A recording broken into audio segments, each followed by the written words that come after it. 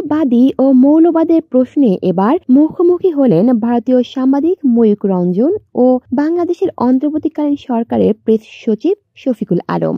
সোমবার রাতে অনলাইনে এক প্রশ্নোত্তর পর্বে তাদের মধ্যে তীব্র আলোচনা হয়।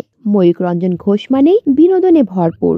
সে কি সংবাদ বলছে, কেন বলছে, এর সততা কতটুকু, এসবের চেয়ে তার অঙ্গভঙ্গি, স্টুডিওতে লাফালাফি আর চিল্লানোই যেন বেশি উপভোগ করেন দর্শক। আগা নেই মাথা নেই হুটহাট আজকে এসব তথ্য সামনে হাজির করেন ভারতীয় গণমাধ্যম রিপাবলিক বাংলার এই সাংবাদিক। বাংলাদেশ থাকবে না, দখল হবে চট্টগ্রাম, এমন সব উদ্ভট বক্তব্যের জন্য বাংলাদেশে ব্যাপক সমালোচিত তিনি। সোমবার রাতে তাদের জবাব চায় বাংলা টকশোতে লাইভ কন্ট্যাক্ট করেন প্রধান উপদেষ্টা ডক্টর মোহাম্মদ ইউনূসের প্রেস সচিব শফিকুল আলমকে।